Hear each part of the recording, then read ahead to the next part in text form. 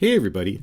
Right now we're in chapter 2 of my Christian case against Donald Trump, and I'm calling this chapter The Way of the Liar.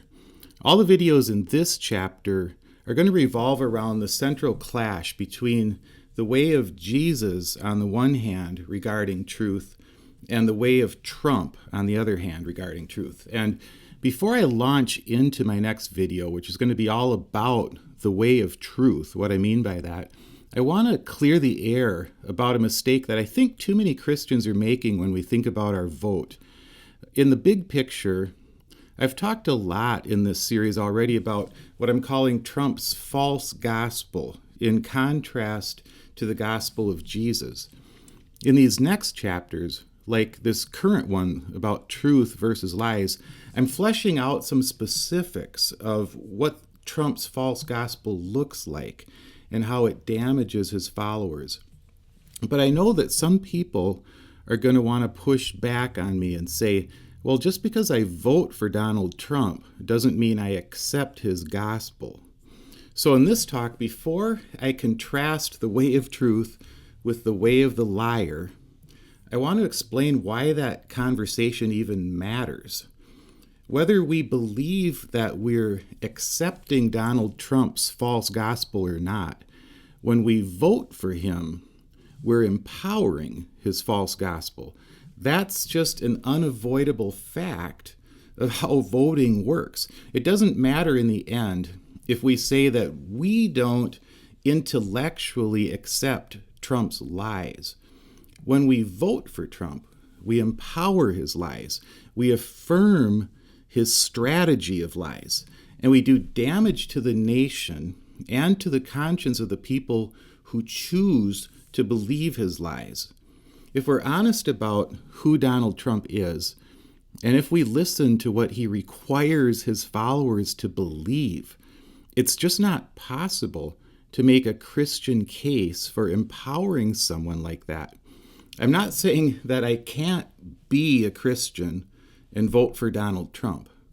But what I'm saying is that the only way that I can use my vote to empower Donald Trump as a Christian is if I set aside everything I know about what it means to be a Christian in order to do that.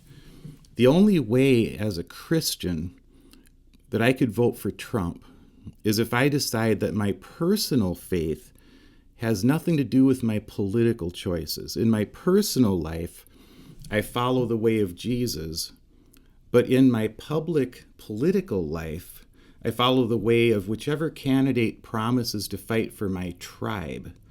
Now, I know that people are going to say that there's a few culture war issues that we need to care about, and they say that they're voting for those issues, not for Trump. And they'll say that they support those issues because they're Christians. But even with that, it's the tribe that decides which Christian issues become culture war issues. Jesus said all sorts of things that don't get included in the issues that conservative Christians have decided are worth fighting for. I don't hear MAGA Christians railing against Donald Trump for weaponizing his followers against immigrants, for instance, when the Bible says far more about how to treat the sojourner among us than it says about any of the tribally approved culture war issues. Those culture war issues get used as a hammer against anyone who dares to speak against Trump. Those culture war issues are an excuse to not have to wrestle with the cognitive dissonance of supporting a candidate who so obviously goes against so many central things that we claim to believe as Christians. So in this chapter, I'm focusing on just one of those central Christian beliefs that Donald Trump is attacking, which I'm calling the way of truth. Now, I know that no candidate's perfect, but we're not talking about perfection here. That's a red herring argument. Donald Trump is just simply unlike any major political figure in America in that he's not just asking for our vote, he's asking for our allegiance to his false reality. He lies more than any other major politician in American history. He lies out of his own pathology, of course, but more importantly, he lies as a strategy. Donald Trump, with almost every utterance, destroys the very idea of objective truth, of objective reality. And he does it so that his followers will stop even trying to make their decisions based on any objective truth. Instead, he asks his followers to make a faith commitment to himself. He says, "Believe me," all the time, and to his ever-shifting version of reality. In Trump's MAGA movement, truth is no longer defined as something that we can use our intelligence to seek out. Truth, for the follower of Donald Trump, becomes whatever Trump tells them it is.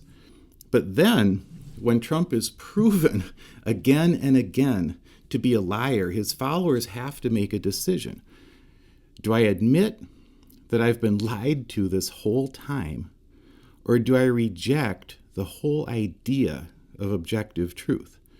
And once they decide tragically to reject the whole idea of objective truth, for the follower of the MAGA movement, truth becomes Donald Trump.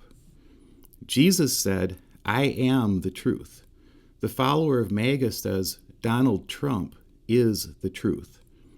And I can't imagine anything more destructive to a human being's mental and spiritual well-being than to place their faith in the words of Donald Trump. If we call ourselves Christians and we watch this happening to our loved ones or to our church, or we just watch it happen to thousands of people at a Trump rally on TV, we can't support that in good conscience. It's impossible for any Christian to justify the intentional manipulation of the minds and the consciences of millions of people. If we say that we're wise, that we don't fall for the manipulation, then how can we sit silently by and watch it happen to millions of our brothers and sisters?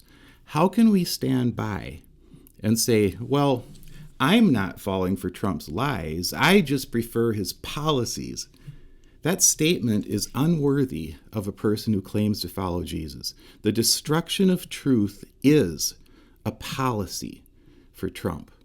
He's affected our nation's future more by his campaign against the truth than by any temporary policy decisions that he's made. So Christians who vote for Trump can only do that by ignoring the damage that he's doing to the very conscience of his followers, especially his Christian followers. If we think that we're above it all, that we see the deception for what it is, but we empower the deceiver anyway, I just don't know how to reconcile that with Christian wisdom or Christian maturity. I think the only way that we can make that decision as Christians to support Donald Trump is if we just don't understand how fundamental the idea of truth is to the message of Jesus and to the way Christians are called to live in this world. So in the next video, I'm going to talk about the way of truth with a special focus on Jesus in the Gospel of John.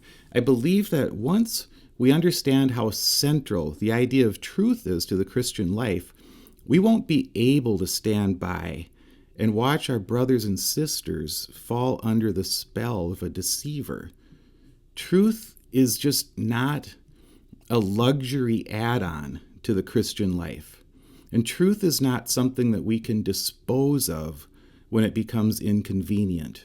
Once we understand how the entire gospel and the entire Christian life revolves around truth, we can no longer say that our vote is something secular that's separate from our Christian life.